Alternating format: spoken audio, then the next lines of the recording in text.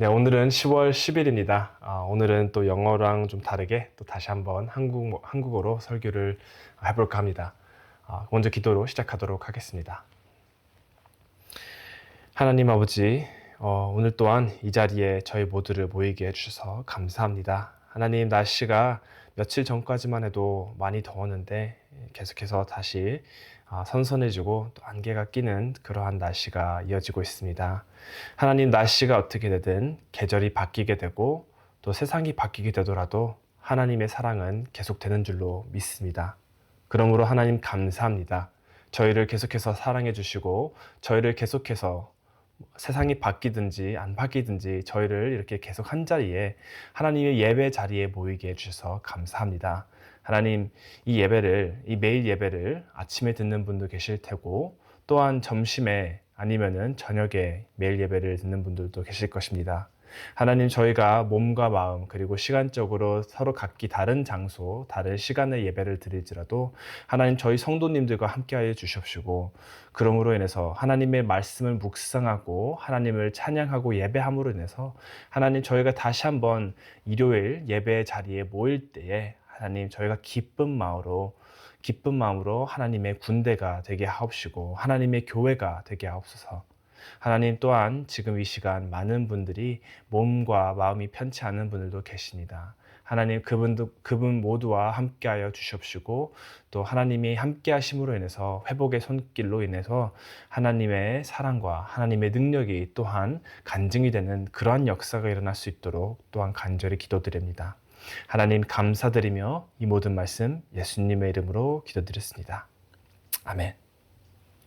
네, 지금 이 시간 찬송가 261장 이 세상의 모든 죄를 다 함께 부르도록 하겠습니다.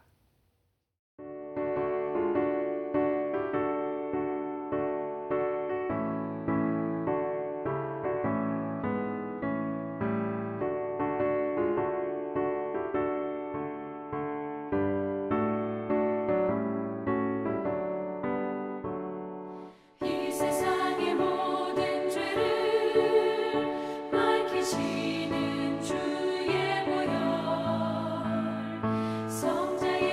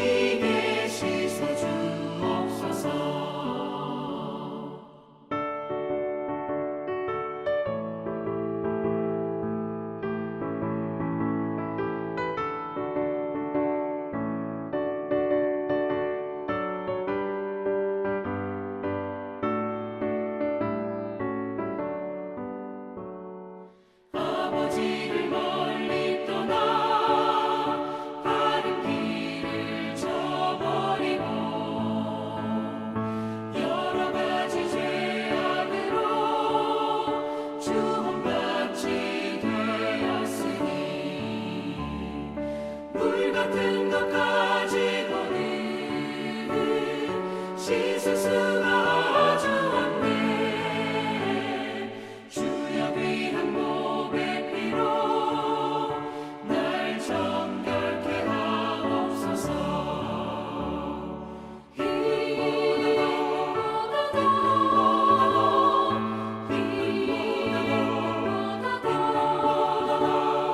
주의 흘리신 보혈로 이게 씻어 주옵소서. 아멘.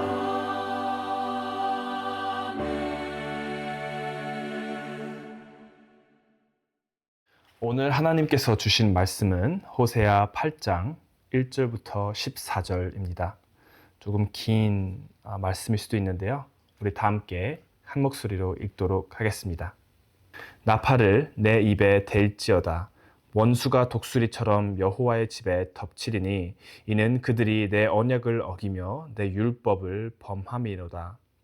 그들이 장차 내게 부르짖기를 나의 하나님이여 우리 이스라엘이 주를 아나이다 하리라. 이스라엘이 이미 선을 버렸으니 원수가 그를 따를 것이라.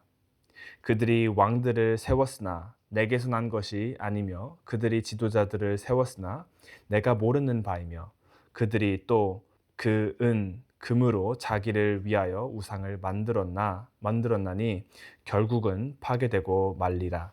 사마리아여 내 송아지는 버려졌느니라.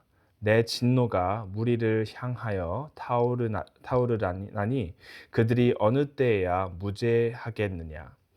이것은 이스라엘에서 나고 장인이 만든 것이라 참신이 아니니 사마리아의 송아지가 산산조각이 나리라. 그들이 바람을 심고 광풍을 거둘 것이라. 심은 것이 줄기가 없으며 이삭은 열매를 맺지 못할 것이요 혹시 맺을지라도 이방 사람이 삼키리라. 이스라엘은 이미 삼켜졌은즉 이제 여러 나라 가운데 있는 것이 즐겨 쓰지 아니하는 그릇 같도다.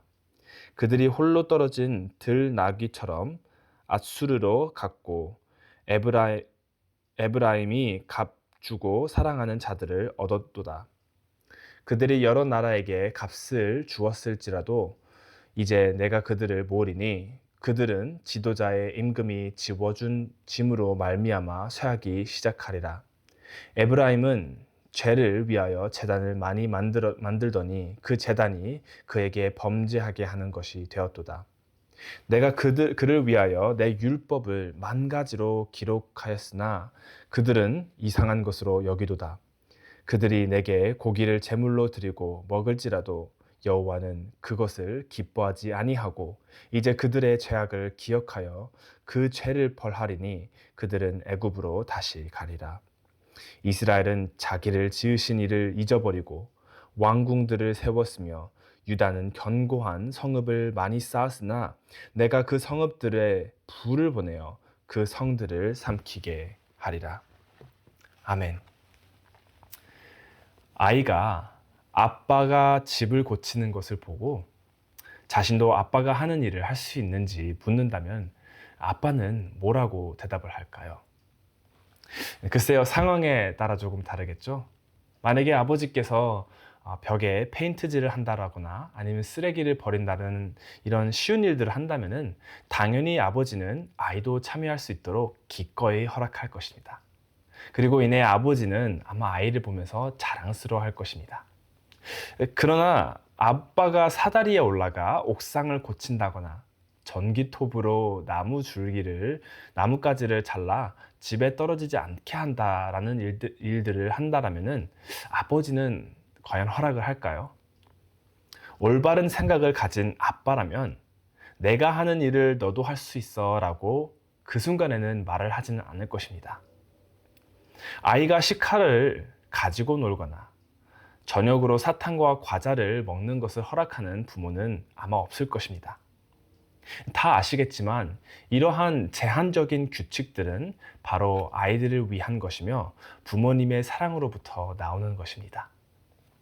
그러나 이게 조금 참 안타깝다라고 한다면은 대부분의 아이들은 부모님들의 마음도 몰라주고 그냥 안 돼라는 것에 상처 입고 부모님을 미워하기도 합니다. 헌데 만약 그 아이가 부모님들의 말도 듣지 않고 자기가 하고 싶은 대로 한다면은 어떨까요? 대부분의 경우 끔찍한 결과를 초래할 것입니다. 아이는 다칠 것이고요. 아이의 건강은 위태로워질 것이며 최악의 경우에는 이 아이의 목숨 또한 위태로워질 것입니다. 오늘 본문에서 우리는 이스라엘이 부모를 거스르고 자기 마음대로 행동하는 반항적인 아이처럼 구는 것에 대한 행동의 결과를 볼 수 있습니다. 첫 구절에서부터 우리는 이스라엘의 불순종의 결과가 가까이 왔음을 경고하는 나팔 소리가 울리는 것을 볼 수 있습니다. 그런 공포스러운 결과를 초래한 그들의 행동은 무엇이었을까요? 두 가지가 있는데, 첫 번째로는 그들은 하나님과 상의하지도 않고 스스로 왕과 지도자들을 세웠다라고 합니다. 두 번째로는 은과 금으로 우상을 만들었다라고도 합니다. 정치적으로나 종교적으로나 하나님이 버려진 것을 볼 수 있는데요. 이 두 가지는 사람들의 삶을 지배하고 규범을 지시하는 바로 그 두 가지의 시스템입니다. 자기 입맛대로 이런 사람들을 선택하고 그러한 것들을 신으로 삼았다라는 사실은 그들이 하나님의 율법보다 자신들의 판단을 더 중요하게 여겼다라는 말이 됩니다. 자식이 부모보다 더 잘 알고 있다라고 생각하고 무엇이든 하는 것만큼 어리석은 일이 없듯이 이스라엘 또한 하나님을 거부하고 자기 자신만의 길을 선택했고, 오늘은 오늘 본문에서 우리는 그 결과를 볼 수 있습니다. 그리고 저는 하나님을 모르거나 적극적으로 하나님을 거부하는 사람들만에 대해서 이야기를 하는 것이 아닙니다. 하나님을 믿지 않는 사람들을 얘기하는 것이 아니고요. 바로 우리 예수님에 속한 크리스천들에 대해서 얘기를 하고 있는 것입니다. 하나님은 그의 말씀과 그의 아들과 그의 외아들 예수 그리스도를 통해서 하나님 자신을 드러내시고요. 하나님의 마음과 우리를 향한 하나님의 소망 또한 분명히 보여주셨는데, 우리는 과연 매일매일 하루하루를 어떻게 보내고 있을까요? 이스라엘처럼 우리도 인생의 큰 결정과 방향을 하나님과 상의하는 대신에 스스로 선택하고 결정하고는 합니다. 이스라엘처럼 하나님을 경배하는 대신 성공, 업적, 다른 것들도 있겠죠. 행복한 가정들, 이러한 것들을 우상화하여 그것들을 중심으로 삶을 살아가기도 합니다. 우리 중 일부는 하나님께 순종하고 교회에 나오고 예배를 드리는 일 대신에 돈을 더 많이 버는 것을 선택하기도 합니다. 우리 중 일부는 가난한 사람들을 섬기거나 자기의 것을 나누는 대신에 자신의 필요를 채우는 선택을 하기도 하고요. 우리 중 일부는 원수를 사랑하고 서로를 용서하는 대신에 다른 사람을 비난하고 용서하지 않는 것을 정당화하는 선택을 하기도 합니다. 우리의 불순종의 결과는 그럼 과연 어떨까요? 교회가 무너지는 것입니다. 이스라엘이 불순종으로 인해 멸망의 문제에 직면하기 시작한 것처럼 우리 또한 하나님의 말씀을 순종하지 않고 우리의 입맛대로, 그리고 우리가 원하는 삶을 산다라고 하면은 우리는 예배의 중요성을 잃어버리고 우리들 또한 분열하고 사람들이 점차 떠나가게 되어 교회는 멸망을 향해 걸어갈 것입니다. 더 나쁜 것은 12절, 13절에 따르면 사람들이 하나님을 섬기면서 우상과 자신의 유익을 섬기는 것을 또한 더 볼 수 있습니다. 하나님께서는 그들에게 많은 율법과 하나님이 면전에 들어가는 올바른 방법을 제시해 주셨고 또 주셨는데요. 그들은 그것에 대하여 하나님께서 주신 율법과 하나님의 면전에 들어가는 것 이외에 다른 우상들 또한 숭배했습니다. 자, 이것이 무엇이 문제가 될까라고 말하는 사람들도 있을 것입니다. 이것이 문제가 되는 이유는요, 첫 번째로 예수님께서 말씀하셨죠. 우리가 두 주인을 섬길 수 없다라고 분명하게 말씀하셨습니다. 우리는 하나님과 돈을 동시에 섬길 수 없습니다. 만약에 여러분께 일요일에 교회 가는 것과 만 달러, 만 불을 버는 것 중 하나를 선택해야 된다라고 하면은 과연 어떤 것을 선택하실까요? 어떠한 분들은 둘 다 선택하겠다라고 말을 하겠지만서도 둘 다 선택하는 선택지는 없습니다. 예배를 선택하거나 아니면 하나님의 예배 자리를 떠나서 돈을 좀 더 버는 선택을 하는 것이 오직 선택지입니다. 그 사람이 두 개의 몸을 가지고 있지 않는 한 물리적으로 불가능한 것입니다. 이와 같이 우리의 삶은 선택하는 삶입니다. 어떠한 선택을 하는지에 따라 마음의 누구를 또는 어떤 걸 섬기는지 나타내게 되는데요.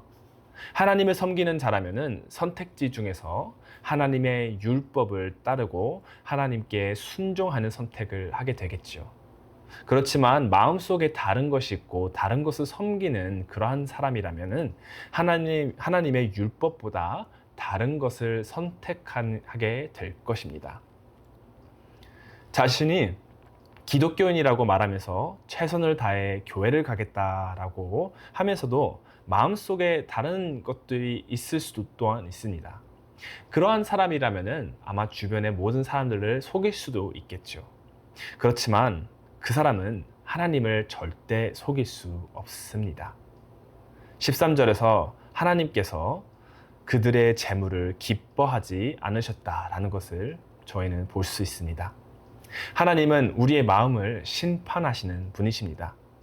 예수님 또한 사마리아 여인에게 아버지께서는 영과 진리로 예배하는 참 예배자를 찾고 계신다라고 말씀하셨습니다. 이와 같이 우리 마음에 하나님이 아닌 다른 것이 있다라고 하면은 우리 선택에서 분명히 나오겠고요. 우리의 선택을 이렇게 속이고 다른 사람들 속인다 하더라도 하나님께서는 진실을 꿰뚫어 보십니다. 자, 여러분의 마음에는 무엇이 있나요? 잘 모르시겠다면은 일단 먼저 지난 한 주 동안 여러분이 했던 모든 선택과 결정에 대해 생각해 보시길 바랍니다. 여러분의 선택과 결정이 하나님의 말씀에 근거한 것이었나요? 아니면 자신에게 최선이다라고 생각한 것에 근거하였나요? 대부분의 결정이 자신의 선호도, 자신의 의견, 욕망에 근거했다면 하나님이 여러분의 마음이나 삶의 중심이 아닐 가능성이 큽니다. 오늘 하루 하나님께로 돌아가시길 바랍니다. 오늘 하루 하나님을 위한 하나님의 말씀으로부터 나오는 선택을 하시길 바랍니다. 특히 예수님께 향해 가시길 바랍니다. 빌립보서 2장 8절에 사도 바울은 이렇게 말을 합니다. 예수님은 사람의 모양으로 나타나사 자기를 낮추시고 죽기까지 복종하셨으니 곧 십자가에 죽으심이라. 예수님은 살아생전 우리를 대신하여 하나님의 율법을 완벽하게 완전하게 순종하셨습니다. 그런데 더 놀라운 것은 예수님께서 십자가에 죽기까지 하나님께 순종하였다라는 것입니다. 자, 이것은 정말로 중요한 부분인데요. 왜냐하면 우리는 오늘 본문에서 하나님께 불순종하고 등을 돌린 것에 대한 심판이 있는 것을 우리는 볼 수 있었습니다. 하나님의 심판은 그 나라가 멸망하는 것입니다. 죄와 불순종하고 교만하고 하나님을 멀리 떠나가는 것은 곧 멸망과 죽음을 초래하는 선택들입니다. 우리 모두는 하나님께 죄를 짓고 자신을 삶의 중심을 두었었습니다. 우리에게 합당한 하나님의 심판은 바로 이스라엘과 같은 멸망, 죽음입니다.